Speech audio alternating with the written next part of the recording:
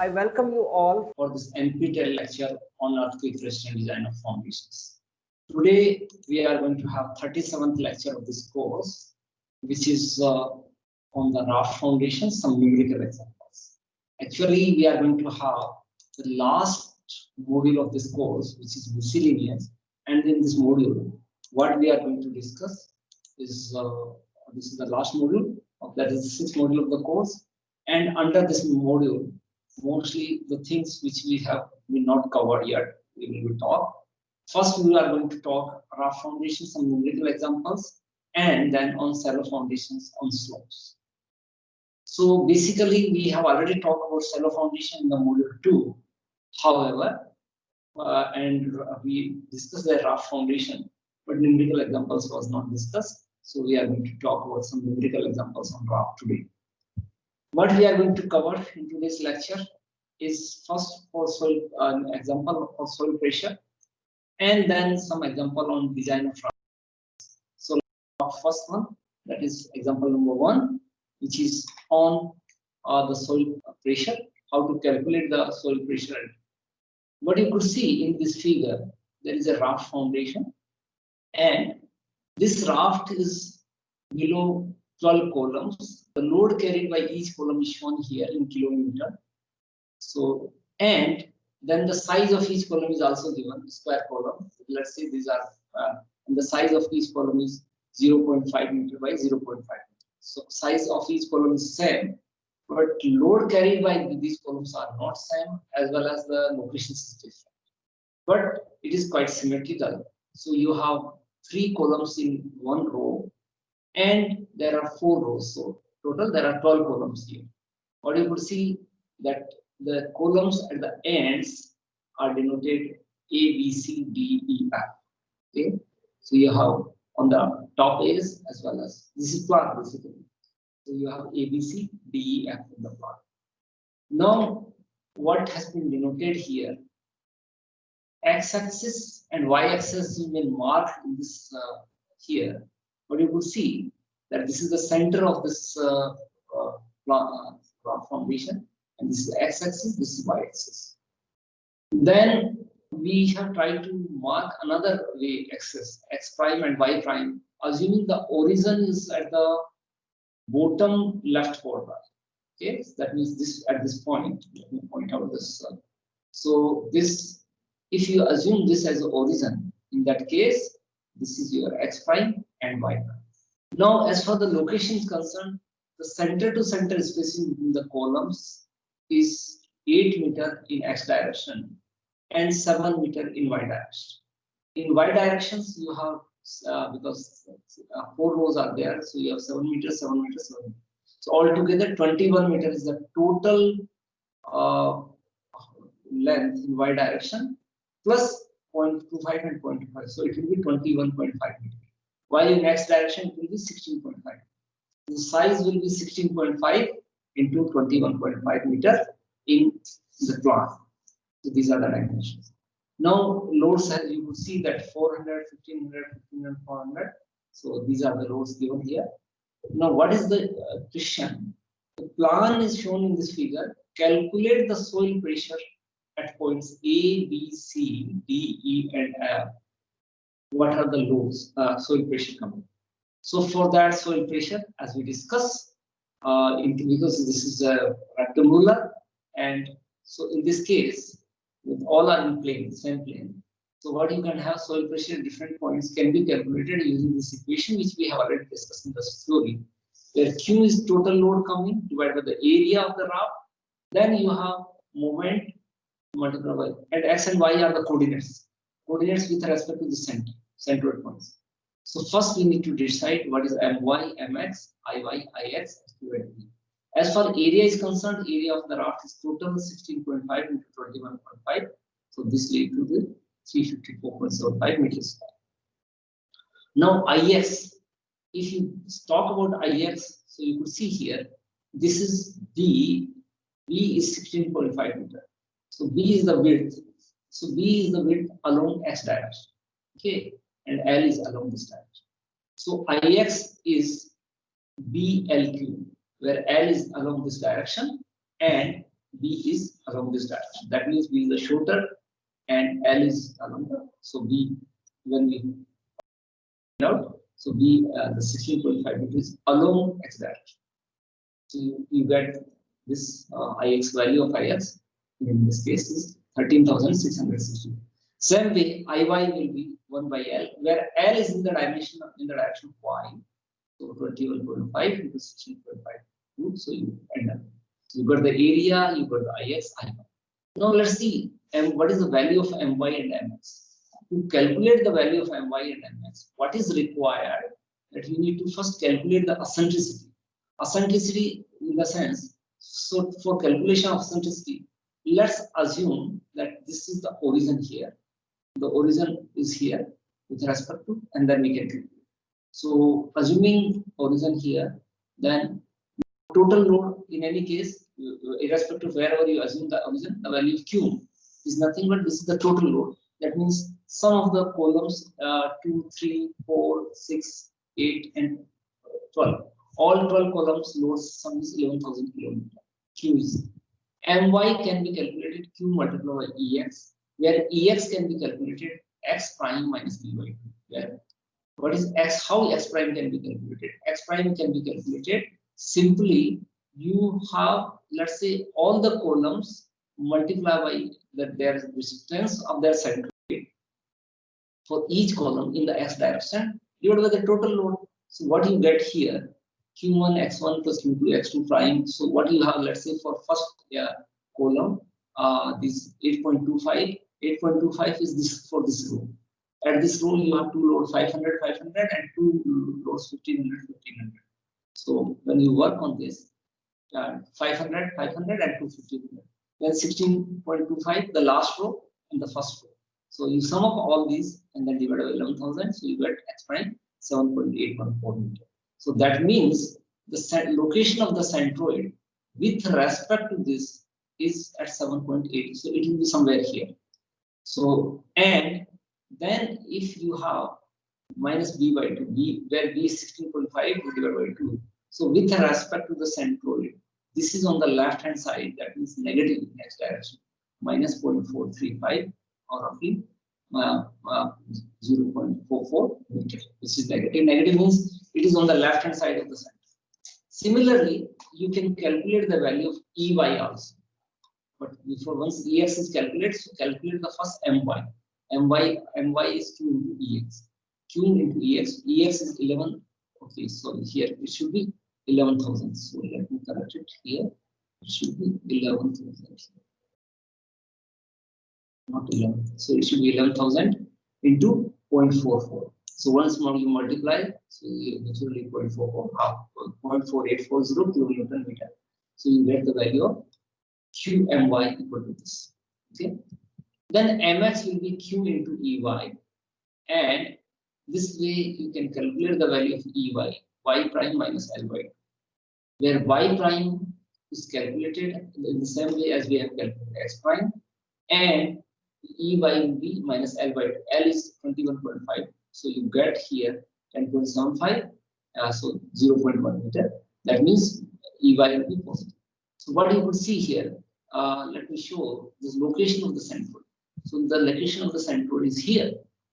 This was your centroid, and if we say this is the centroid with respect to geometry, and this is the centroid with respect to your masses. So that means all the four the mass will act at here. So you have this distance as a 0.44 meter in x direction, in y direction 0.1. So 0.44 meter and 0.1 positive direction. So what you have here, continue with this. So you have calculated. So when the value of Q can be calculated by using this equation. Now put all the numbers in this equation: 11,000, 340, 8050, 3665, which has been already calculated here, and the values of the Mx. Mx is coming here 1100, right? So 1100 into y. So what you ultimately get in this equation, because it was negative, so plus minus will be minus plus here 0.6 plus minus 0.8 y kilonewton meter per square. Here, one thing you need to understand that here x and y are the coordinates which are with respect to this center, not with this center. So now, once you have this equation is ready, then put the value of x and y according to, and you need to understand that for in this case, x will be positive for all these columns, 0 for all these columns, and negative for all these columns. Same way, y will be positive for all 6 these columns and negative for these 6 columns. So, for example, the value of a, okay, for a column, your x will be negative as well as x will be negative, but y will be positive. So once you put, but here because negative sign is coming, so once you multiply 8.25, 8.25 is this distance, and 10.75 is 7 plus 10.5 plus 0.25. So this way, both becomes positive and you get 36.8. Similarly for B, what you have for B case, you have x equal to 0. But y will be for this column will be y will be same as 10.75. So you end up in this way. Now for C, this will be positive, x will be positive, and that will be same as 8.25. But because negative sign is coming in the equation, so you end up in this case.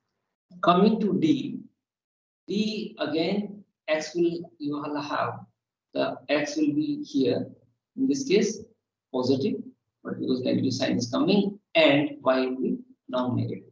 So you end up 25.19. So this case. Then for E, your x is 0 and y is 10.75, which is negative.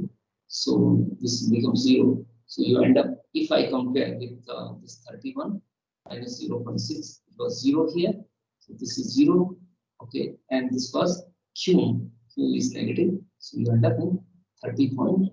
So all right, this was actually, yeah, if we compare, this was negative here, this was 0 here. So 30.10.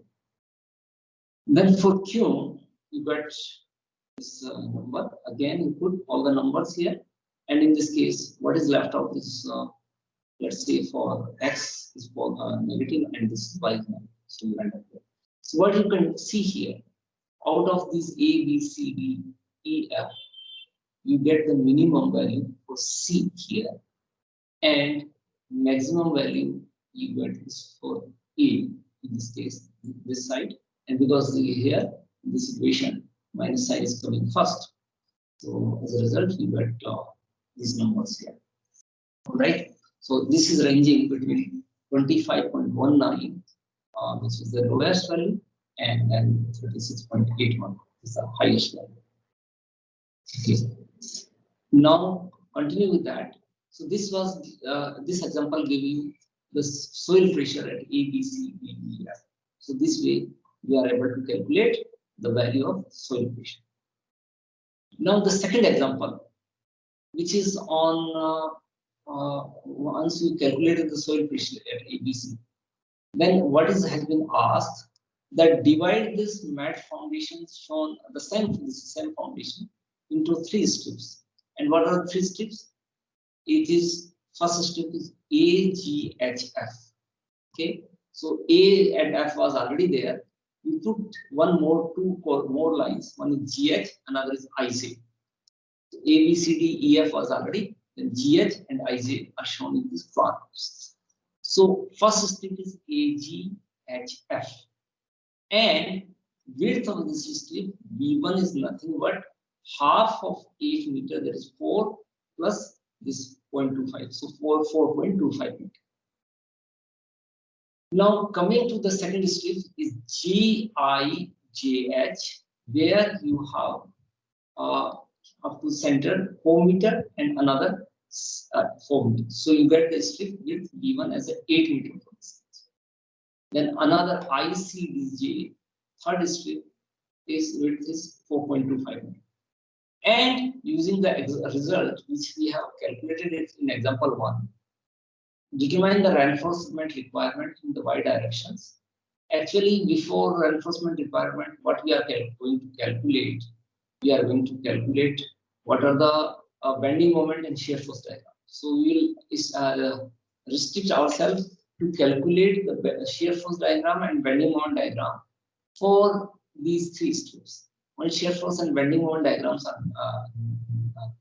are found out for these strips, then we can determine maximum bending moment as well as maximum bending moment will help you to find out in the designing. That means for finding the reinforcement. So our objective will be here to find out the shear force diagram and bending moment. So let's work on the one by one on one strip. So for the first strip, AGHF, what you have average soil pressure.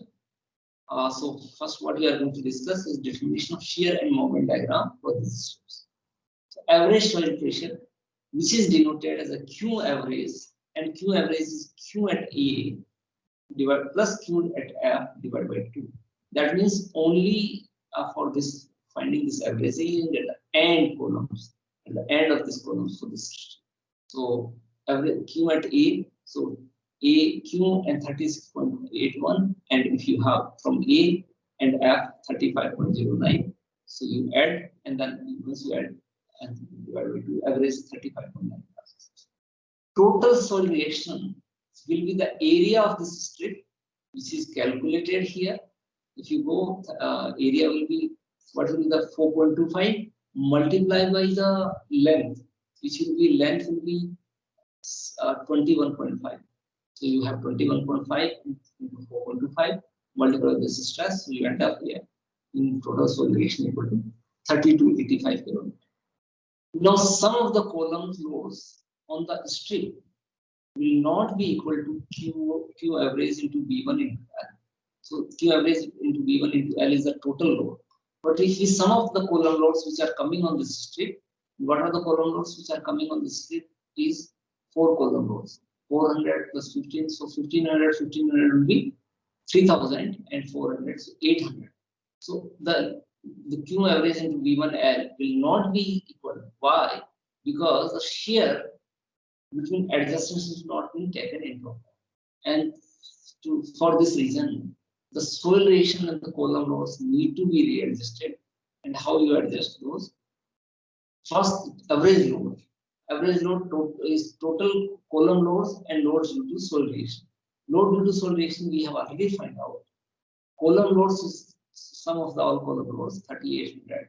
If you divide by 2, then you get the average load. So now the further calculation should be done with respect to this average 3542.5 km. So to account for this, what you do, you get the modified Q average. Here you find the Q average value 35.95 when you have the total solution 32.85. But when you have this 35.42, so then Q average will increase 35.42.5 divided by this total solution, multiply by the Q average will give you the modified value. So in this way you find the modified value. So this was the modification in the soil pressure which you have find out. So instead of 35.95, soil pressure you should be used is 38.76. Then the column loads can also be modified, which is because and this need to be modified by multiply by each load by a factor, because ultimately you want to get the average load 3542.5, but the total load coming on the columns is 3800. So the factor, which is nothing but the ratio of these loads, is coming 0.9332, and you use this factor. So you multiply the load on each column by this factor 0.933 for the given load and find out what are the loads exactly. And the load per unit length of the beam acting will be B1 into Q average modified. And B1 is Q average is 38.768. You have already calculated. B1 is 4.25, so you get 164%. So with this data which has been collected, what you do? You plot shear force diagram and bending moment diagram. So before you plot the shear force and bending moment diagram, so the data shown is here. That here you have load per unit length of the beam is applied from the down is 164.76. So UDL is acting on the down. Why these loads are coming? This is number is nothing but 400 multiplied by this factor. Factor is 0.933. So once you multiply 400 by that factor, then you get here the same at the both ends. When you multiply 1500 by that factor, then you get these two loads. So all you have the four loads here. Then these are acting from up, and then UDL is acting from the down.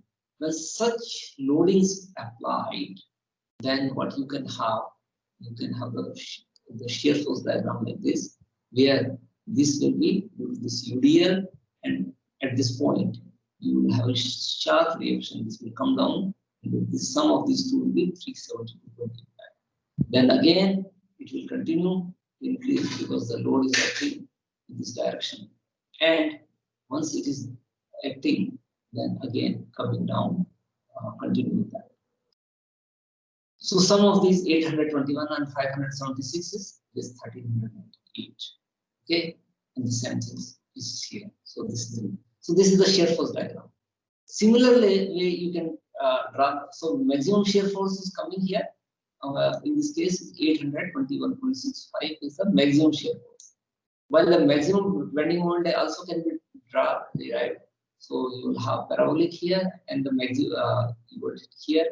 Then, due to the presence of this load, this UDL, and this goes to maximum here, this point which is corresponding to this point, you get 727.5.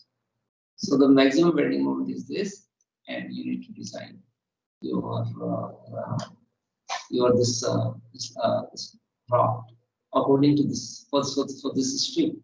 So for the AGHF for the system, these are the shear force, maximum shear force, and maximum bending moment diagram shown here, and accordingly reinforcement need to be done. So this was the case when you have the first strip, that is EGHF. On the same line, we go for another strip, the middle one, GIHG. Okay, and naturally for that you use the average loads coming on column B and E. So let's work on this. So for this case, what is Q average at B and E? It comes 31 kN per meter square, and total cell reaction will be total area multiplied by this Q average.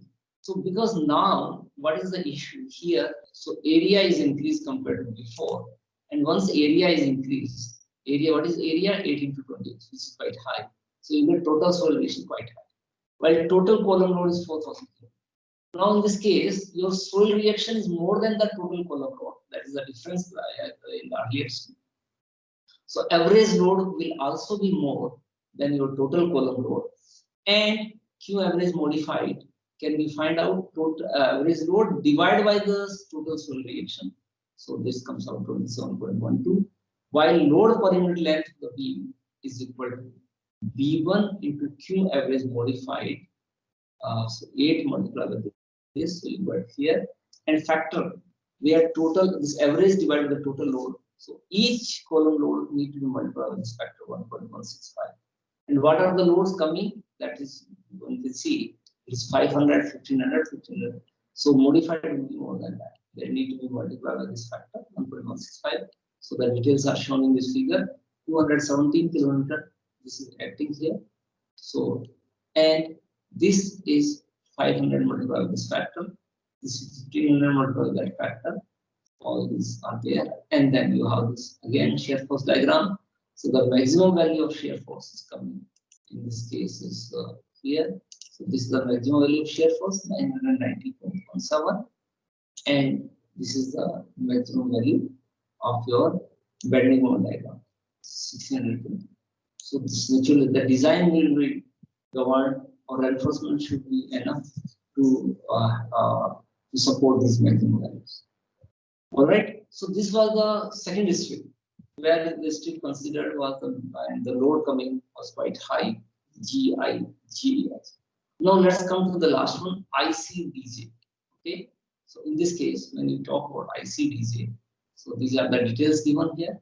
You need to consider the load at point C at D, and point C and D can be seen here. In this C and D is the last columns here. This is your C and this is the D. And once you have this C and D, then divided by 2 will give you the value of the Q average. And this average should be multiplied with the width and length of the strip. So you end up with 2380 kilonewton. And total load coming on the strip is 3200 kilonewton, which is higher than the total cell reaction. Then average load can be found out by summing of these two divided by 2, which is so average is higher than the total cell reaction, but less than the total column load coming up. So this way you can find the average value of Q average modified.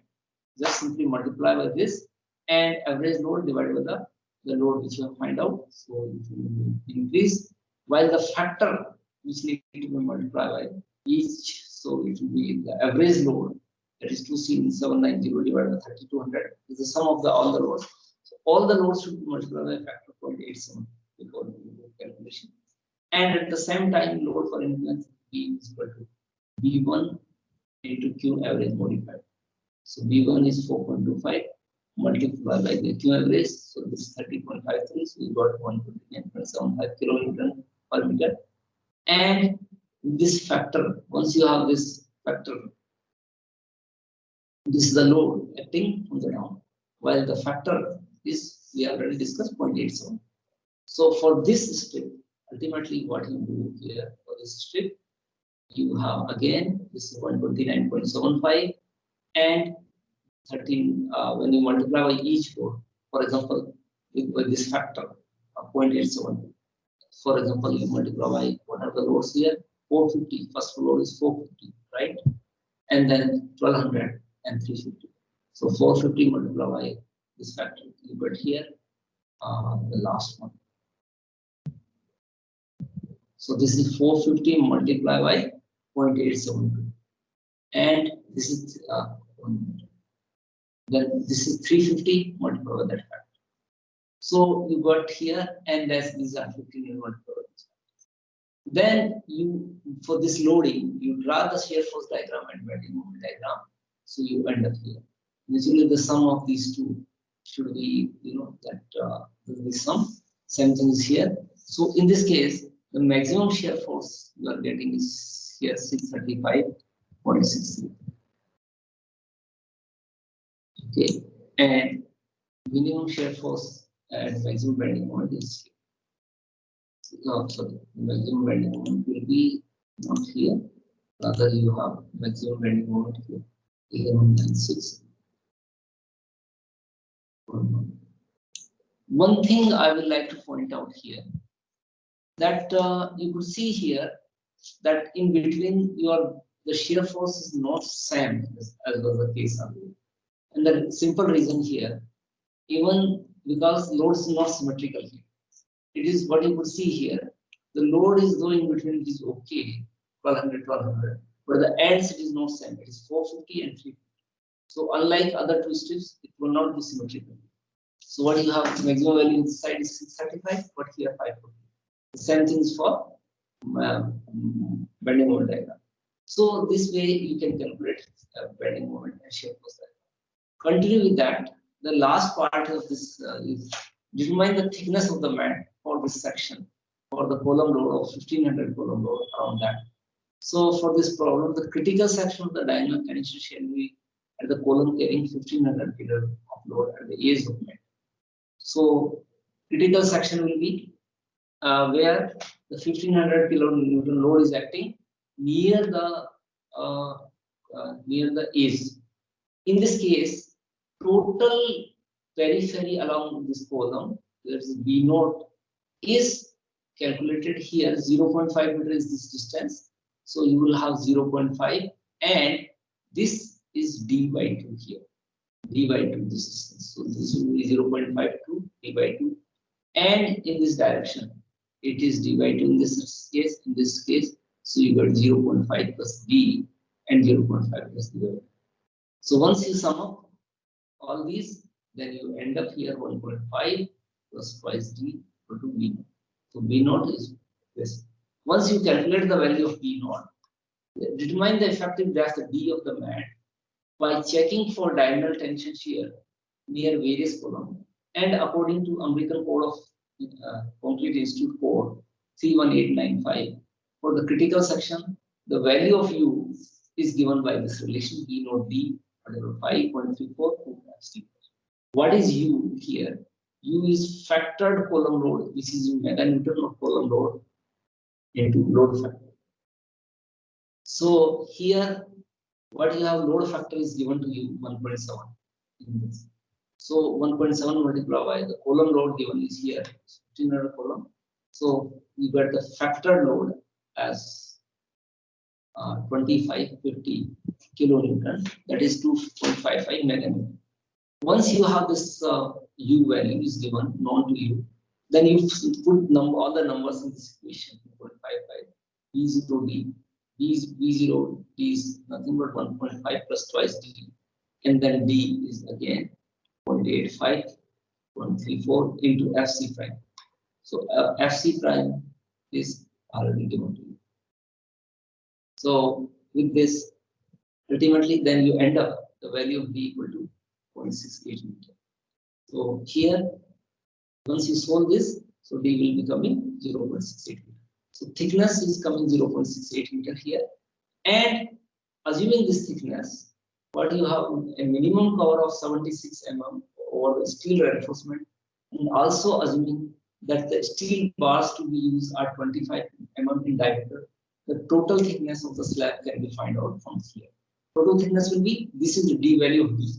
Once D is calculated, then you assume 76 mm cover, that is 0.076 meter, and the steel bars to be 25 mm in diameter, assuming 0.025. So total thickness required is 0.781 meter, which is approximately 0.8 meter. So thickness should be 800. Thickness of the mat, at least thickness of the mat should be 800 mm. Yeah, which will satisfy the wide shear condition across 3 stitches under consideration. So this was our example set. And with that, we have covered some numerical examples on Raft foundation. Thank you very much for your kind attention.